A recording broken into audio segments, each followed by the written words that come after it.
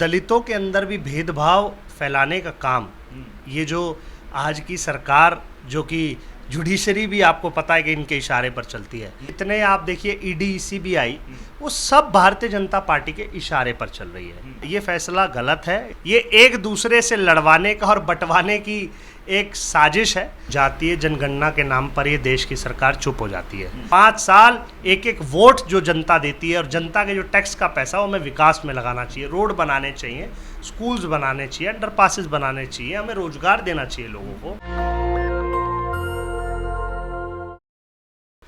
नमस्कार, आप देख रहे हैं नेशनल दस्तक। मैं हूं रंजय कुमार। सुप्रीम कोर्ट के फैसले के आने के बाद जो SC/ST कोटे में जो सब कोटा बनाया जा रहा है, उसको लेकर कई सारी बातें छिड़ी हुई हैं, और इसी मुद्दे पे आज हमारे साथ बातचीत करने के लिए मौजूद हैं अभिषेक सांगवान, जो कि कांग्रेस यूथ कार्यकर्ता हैं और यूथ कांग्रेस के प्रवक्ता भी हैं। सर, आपका स्वागत है हमारे चैनल पे। धन्यवाद। सर, जो ये फैसला आया है SC/ST में कोटे में सब कोटा बनाने को लेकर, क्या कहना चाहेंगे आप? देखिए, मैं एक बात कहना चाहता हूँ कि जिस प्रकार आज सुप्रीम कोर्ट का जो ये फैसला है, क्या इसी प्रकार न्यायाधीश का भी चयन होता है?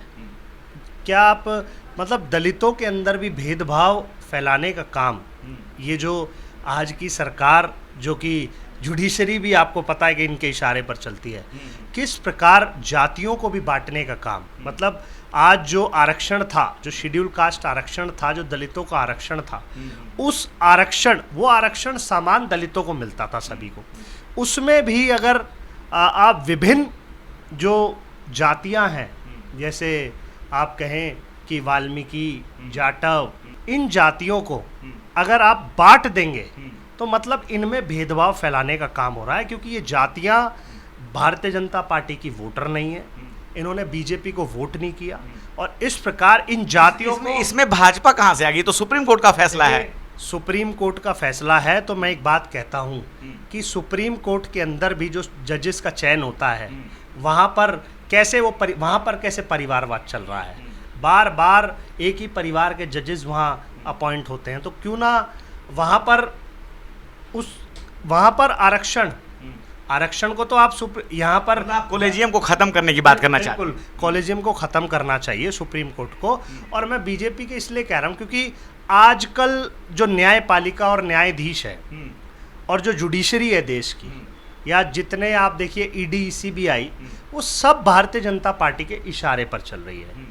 तो मैं समझता हूँ कहीं ना कहीं ये फैसला गलत है। इस फैसले के माध्यम से तो विभिन्न जातियों को, और जो शेड्यूल कास्ट हमारी जातियां हैं, उनको बांट दिया जाएगा, उनमें आपस में भेदभाव फैलेगा, और मतलब ये एक इनकी ऐसा नहीं कि उनमें, जैसे जो कोर्ट कह रही है कि कुछ ऐसी जातियां हैं जिनका विकास नहीं हुआ है, और कुछ जातियां जो हैं, जो कोर्ट कह रही है, हम उस बात को कह रहे हैं कि कुछ जातियां उसमें ऐसी है जिनका विकास नहीं हुआ है जिस अनुपात में होना चाहिए था, और कुछ जातियों ने अपना विकास किया है। ऐसे में कोर्ट ने कहा है कि सब कोटा बनाना ज़्यादा उचित रहेगा। देखिए, मैं कहता हूँ कि जो शेड्यूल कास्ट जातियाँ हैं, शेड्यूल कास्ट बाबा साहब ने हमें आरक्षण दिया था, वो शेड्यूल कास्ट जातियों को दिया था, सभी समान है। और हमारी शेड्यूल कास्ट जाति को अगर आरक्षण है, महिलाओं को अगर आरक्षण है, ऐसे तो महिलाओं में भी कोई आप सब कोटा नया लेकर आ जाएंगे।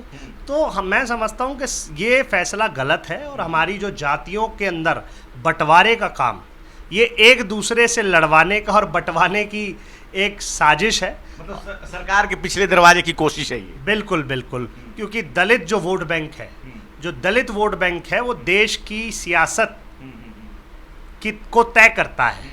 तो उनको ही अगर आप आपस में बांट देंगे, ऐसे तो विभिन्न धर्मों को भी ये लोग टारगेट करेंगे, मुस्लिम धर्म को भी, सब जो आरक्षण का ये जो इनकी स्ट्रैटेजी है वो अपनाएंगे। लेकिन ये स्ट्रैटेजी गलत है, क्योंकि इससे हमारी शेड्यूल कास्ट जातियां आपस में बटेगी, आपस में भेदभाव फैलेगा, और मैं समझता हूँ कि हम सब जितने शेड्यूल कास्ट जाति के लोग हैं, सबको समान आरक्षण मिलना चाहिए, और मैं इस फैसले को गलत समझता हूँ। चलिए ठीक है, एक ये बताइए, राहुल गांधी जातीय जनगणना करवाना चाहते हैं, अनुराग ठाकुर उनकी जाति पूछ रहे हैं, तो आप लोगों को गुस्सा आ रहा है? देखिए, जातीय जनगणना के नाम पर ये देश की सरकार चुप हो जाती है, और अनुराग ठाकुर का जो उन्होंने पार्लियामेंट में जाति पूछी, ये गलत है। ऐसे तो अभी देखिए आप किस प्रकार एक लखनऊ के अंदर एक इंसिडेंट हुआ, एक लड़का और लड़की के साथ। वहाँ 15 जो लोग थे उन्हें कन्विक्ट किया गया, अरेस्ट किया गया। और उसके बाद उत्तर प्रदेश का चीफ मिनिस्टर सिर्फ और सिर्फ एक मुस्लिम लड़के को और एक यादव को टारगेट कर रहा है। तो मैं समझता हूँ कि किसी भी क्रिमिनल की कोई जाति नहीं होती, किसी भी अपराधी की कोई जाति नहीं होती। कोई अपराधी अपराध जाति देखकर नहीं करता। तो जो क्राइम करेगा वो क्रिमिनल है, उसकी मानसिकता क्रिमिनल, क्राइम करने वाले की मानसिकता कभी भी किसी धर्म को और किसी जाति को लेकर नहीं हो सकती। उसने क्राइम किया है, सबको सज़ा मिलनी चाहिए। जो उत्तर प्रदेश के चीफ मिनिस्टर ने बोला यादव और जो मुस्लिम लड़के को टारगेट किया, वो इसलिए किया क्योंकि इन्हें यादव समाज ने उत्तर प्रदेश में वोट नहीं दिया और इन्होंने मुक्की खाई, और इन मुस्लिमों ने इन्होंने वोट नहीं दिया और इन्होंने मुक्की खाई। आने वाले समय में 10 सीटों पर वहाँ उपचुनाव भी है। तो हर चीज में सियासत। क्या उपचुनाव की क्या तैयारी है? क्या उसमें इंडिया गठबंधन फिर से आगे बढ़ने जा रहा है? क्योंकि अब की बार जो मुकाबला है फिर से वहाँ बसपा भी है, चंद्रशेखर आज़ाद भी हैं, इंडिया गठबंधन भी है, क्या कहेंगे आप? देखिए, निश्चित तौर पर आपको पता है देश में लोकसभा चुनाव के बाद जहाँ भी चुनाव हो रहे हैं वहाँ बीजेपी का ग्राफ गिर रहा है और इंडिया अलायंस का ग्राफ बढ़ रहा है। राहुल जी का नेतृत्व तो आप देख ही रहे हैं। मैं अभी भी राहुल जी की बड़ी तारीफ़ करना चाहता हूं, क्योंकि वायनाड में जिस प्रकार की त्रासदी हुई, मैं ईश्वर से प्रार्थना करता हूं कि जो भी हमारे बीच नहीं रहे उनको अपने श्री चरणों में स्थान दे, और ईश्वर वहां पर जो त्रासदी हुई है उसमें सभी की रक्षा करे। तुरंत हमारे जो नेता है राहुल गांधी जी, प्रियंका गांधी जी, वो वहाँ पर पहुँचे और उन्होंने लोगों के बीच जाकर लोगों की सेवा की। पूरी कांग्रेस की टीम वहाँ पर है, यूथ कांग्रेस के हमारे राष्ट्रीय अध्यक्ष श्रीनिवास जी वहाँ पर है। और मेरे को आप देख रहे हैं काफ़ी समय से कि जहाँ भी इलेक्शन हो रहा है वहाँ मोदी जी का ग्राफ तेज़ी से गिर रहा है और कांग्रेस का ग्राफ बढ़ रहा है। राहुल जी नेता प्रतिपक्ष हैं और जनता की आवाज़ उठा रहे हैं, महिलाओं की आवाज़ उठा रहे हैं, युवाओं की आवाज़ उठा रहे हैं। और आने वाला समय राहुल गांधी जी का समय, निश्चित तौर पर मुझे विश्वास है कि जहाँ भी बाई इलेक्शन होगा या आने वाले समय में जिन भी स्टेट्स में चुनाव होगा वहाँ कांग्रेस की सरकार आएगी, इंडिया अलायंस की गवर्नमेंट। तेजी से इंडिया अलायंस का ग्राफ बढ़ रहा है। आने वाला समय इंडिया अलायंस का समय, विकास का समय।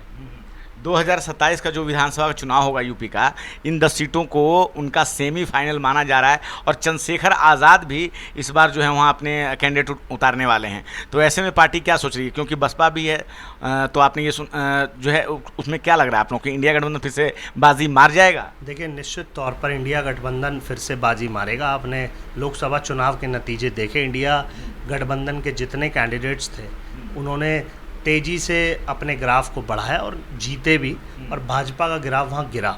लोगों को समझ आ गया है कि हमें हिंदू मुस्लिम के नाम पर बांटने वाली सरकार नहीं चाहिए, हमें विकास की सरकार चाहिए जो रोजगार दे, जो हमारे आर्थिक क्षेत्र में हमारा विकास हो, जो हमारा ट्रांसपोर्टेशन पे सरकार काम करे। हमें ऐसी सरकार चाहिए जो चिकित्सा के क्षेत्र में हॉस्पिटल्स बनाए, जो शिक्षा के क्षेत्र में स्कूल बनाए, जो रोड्स बनाए।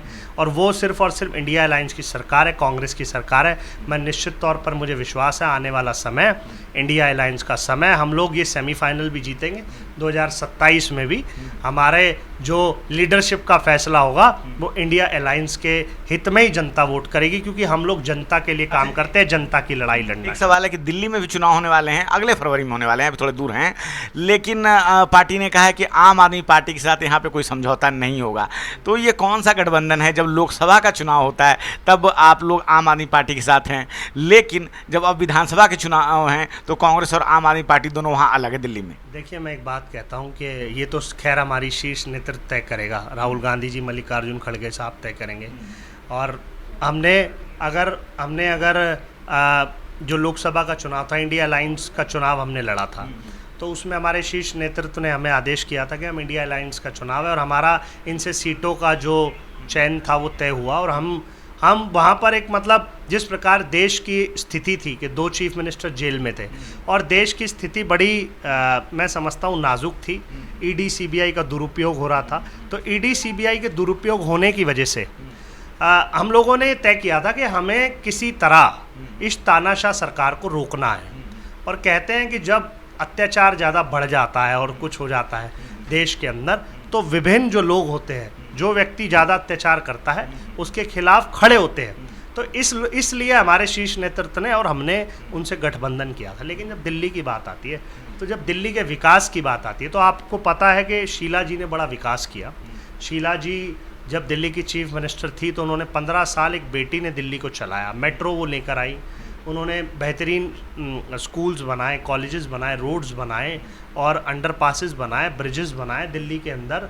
दिल्ली के लोगों को रोजगार दिया। एमसीडी के अंदर भी कभी लोगों की तनख्वाह नहीं रोकी उन्होंने, अध्यापकों की कभी तनख्वाह नहीं रोकी। लेकिन अब आप देख लीजिए दिल्ली में क्या हो रहा है। एक तो जन लोकपाल का नाम लेकर ये सरकार दिल्ली में आई थी, ठीक है, आज तक लोकपाल नहीं आया। उसके बाद इन्होंने बोला था कि हम तो जी केजरीवाल साहब कहते थे कि मैं तो 4x4 के कमरे में रहूँगा। आम आदमी पार्टी है, ये जितने इनके नेता हैं वो एक सामान्य थे जब वो चुनाव लड़ने आए थे।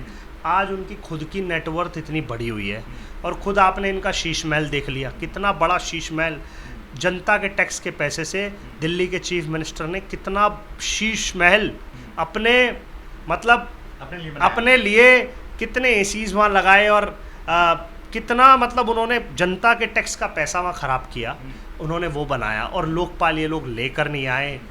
बार बार ये दोनों सरकारें, बीजेपी की सरकार, आम आदमी की सरकार, ये दोनों आपस में ही लड़ती रहती है। आम आदमी के जो मिनिस्टर्स हैं, अरे आपको काम करने के लिए चुना है, आपको धरना करने के लिए इस जनता ने नहीं चुना। जाकर वो धरना करना शुरू कर देते हैं एलजी के खिलाफ।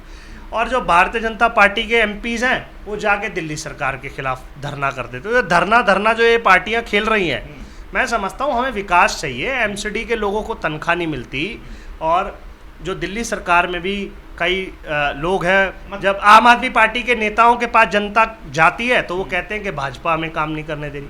भाजपा के नेताओं के पास जाते हो कहते हैं आम आदमी पार्टी के नेता काम नहीं कर रहे, हम उन्हें सपोर्ट कर रहे हैं, वो हमें काम नहीं कर रहे। तो ये आपस की जो इनका गठजोड़ है, मैं समझता हूँ इससे जनता को नुकसान हो रहा है। जनता ने आपको वोट देकर तय किया, चुना। जनता की नौकरी करनी पड़ती है एक नेता को। 5 साल एक वोट जो जनता देती है और जनता के जो टैक्स का पैसा वो हमें विकास में लगाना चाहिए। रोड बनाने चाहिए, स्कूल्स बनाने चाहिए, अंडरपासेस बनाने चाहिए, हमें रोजगार देना चाहिए लोगों को।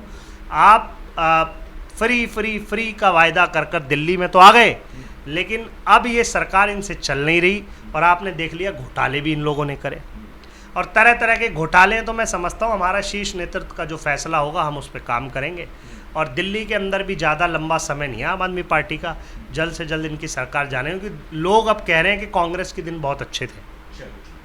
तो आपने सुना अभिषेक सांगवान को, जो कि दिल्ली यूथ कांग्रेस के प्रवक्ता हैं, और इनकी राय है कि जो SC ST कोटे में जो सब कोटा बनाया जा रहा है उसको लेके इनका कहना है कि कहीं ना कहीं एक तरह से SC समुदाय में एक तरह से ये बांटो और राज करो की नीति है। पिछले दरवाजे से सरकार जो है उन्हें बांटना चाहती है, क्योंकि SC समुदाय जो है एक हो रहा था। और आम आदमी पार्टी पर भी इन्होंने वार किया है कि वो जो 5 साल तक उन्होंने यहाँ जो राज किया है, जनता के वोट का जो मैंडेट का सही यूज़ नहीं किया है। क्या है आपकी राय इस पूरे बातचीत पर? आप अपनी राय हमें जरूर बताएं। मैं रंजय कुमार, कैमरामैन आशीष के साथ, नेशनल दस्तक। धन्यवाद।